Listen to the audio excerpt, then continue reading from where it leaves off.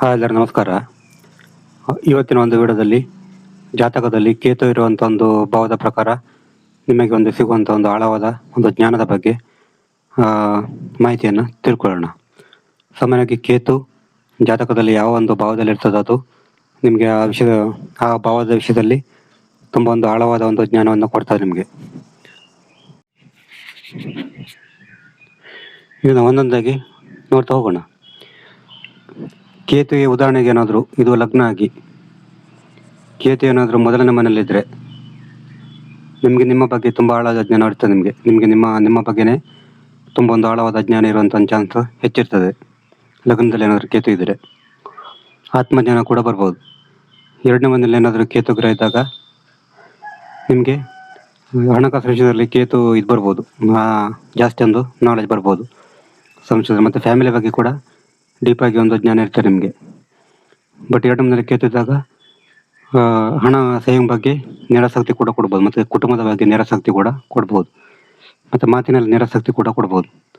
ಮೂರನೇ ಮನೆಯಲ್ಲಿ ಏನಾದರೂ ಕೇತು ಗ್ರಹ ಇದ್ದರೆ ಸಹೋದರರ ಬಗ್ಗೆ ತುಂಬ ಆಳವಾದ ಜ್ಞಾನ ಇರ್ತದೆ. ನಿಮ್ಮ ನೆರೆಹೊರೆಯವರ ಬಗ್ಗೆ ತುಂಬ ಒಂದು ಆಳವಾದ ಜ್ಞಾನ ಇರ್ತದೆ ನಿಮಗೆ ಮೂರನೇ ಮನೆಯಲ್ಲಿ ಕೇತು ಇದ್ದಾಗ. ಬಟ್ ಅವರ ಬಗ್ಗೆ ಅಷ್ಟೇನೂ ಆಸಕ್ತಿ ಕೊಡಲ್ಲ ನಿಮಗೆ. ನಿಮ್ಮ ಸಹೋದರರ ಬಗ್ಗೆ ನಿಮಗೆ ಡಿಟ್ಯಾಚ್ ಫೀಲ್ ಕೊಡ್ತದೆ, ಮತ್ತು ನಿಮ್ಮ ನೆರೆಹೊರೆಯವರ ಬಗ್ಗೆ ಕೂಡ ಡಿಟ್ಯಾಚ್ ಫೀಲ್ ಕೊಡ್ಬೋದು. ಇಲ್ಲಿ ನಾಲ್ಕನೇ ಮನೆಯಲ್ಲಿ ಏನಾದರೂ ಕೇತು ಗ್ರಹ ಇದ್ದರೆ ನಿಮಗೆ ತಾಯಿಯ ಬಗ್ಗೆ ತುಂಬ ಆಳ ಜ್ಞಾನ ಇರ್ತದೆ. ನಿಮ್ಮ ಆಸ್ತಿ ಮನೆ ಬಗ್ಗೆ ತುಂಬ ಜ್ಞಾನ ಇರ್ತದೆ. ನಿಮಗೆ ವೆಹಿಕಲ್ ಬಗ್ಗೆ ತುಂಬ ಜ್ಞಾನ ಇರ್ತದೆ ನಾಲ್ಕನೇ ಮನೆಯಲ್ಲಿ ಕೇತು ಗ್ರಹ ಇದ್ದರೆ. ಬಟ್ ನಿರಾಸಕ್ತಿ ಕೊಡ್ಬೋದು. ನಿಮ್ಮ ಒಂದು ಕಂಫರ್ಟ್ ಝೋನ್ ಬಗ್ಗೆ ನಿಮಗೆ ನಿರಾಸಕ್ತಿಯನ್ನು ಕೊಡ್ಬೋದು. ಪಂಚಮದಲ್ಲಿ ಏನಾದರೂ ಕೇತು ಗ್ರಹ ಇದ್ದರೆ ನಿಮ್ಮ ಪ್ರೇಮ ಬಗ್ಗೆ ನಿಮಗೆ ಆಳವಾದ ಜ್ಞಾನ ಇರ್ತದೆ. ಶಿಕ್ಷಣದ ಬಗ್ಗೆ ಆಳವಾದ ಜ್ಞಾನ ಇರ್ತದೆ. ಮನೋರಂಜನೆ ಬಗ್ಗೆ ನಿಮಗೆ ಆಳವಾದ ಜ್ಞಾನ ಹೊಂದಿರ್ತದೆ. ಬಟ್ ನಿಮಗೆ ಏನಾದರೂ ಲವ್ ಆದರೆ ಲವರಿಂದ ಡಿಟ್ಯಾಚ್ ಆಗ್ಬೋದು. ಲವರ್ ಬಗ್ಗೆ ನಿರಾಸಕ್ತಿ ಕೊಡ್ಬೋದು.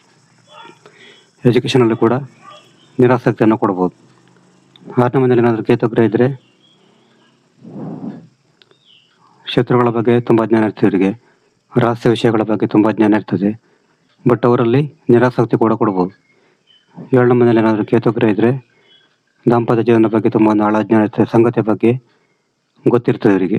ಬಟ್ ಇದರಲ್ಲಿ ಡಿಟ್ಯಾಚ್ ಮಾಡ್ಬೋದು. ಸಾರ್ವಜನಿಕ ಜೀವನದ ಬಗ್ಗೆ, ಮದುವೆ ಜೀವನದ ಬಗ್ಗೆ ಡಿಟ್ಯಾಚ್ ಆಗ್ಬೋದು. ಎಂಟನೇ ಮನೆಯಲ್ಲಿ ಏನಾದರೂ ಕೇತು ಗ್ರಹ ಇದ್ದರೆ ರಹಸ್ಯ ವಿಷಯಗಳ ಬಗ್ಗೆ ತುಂಬ ಆಸಕ್ತಿ ಇರ್ತದೆ ಇವರಿಗೆ. ರಹಸ್ಯ ವಿಷಯಗಳ ಬಗ್ಗೆ ಒಂದು ಆಳವಾದ ಜ್ಞಾನ ಇರ್ತದೆ. ಬಟ್ ಅದರಲ್ಲಿ ನಿರಾಸಕ್ತಿ ಕೂಡ ಕೊಡ್ಬೋದು.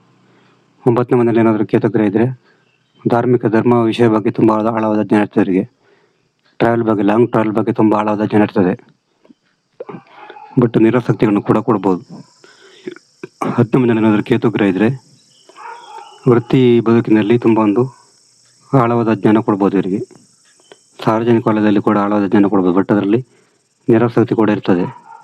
11ನೇ ಮನೆಯಲ್ಲಿ ಏನಾದರೂ ಕೇತು ಗ್ರಹ ಇದ್ದರೆ ಇವರಿಗೆ ಲಾಭ ವಿಷಯದಲ್ಲಿ ತುಂಬ ಒಂದು ಜ್ಞಾನ ಇರ್ತದೆ, ಮತ್ತು ಸ್ನೇಹಿತರ ವಿಷಯದಲ್ಲಿ ತುಂಬ ಒಂದು ಜ್ಞಾನ ಇರ್ತದೆ. ಬಟ್ ಅದರಲ್ಲಿ ನಿರಾಸಕ್ತಿ ಕೂಡ ಕೊಡ್ಬೋದು ಇವರಿಗೆ.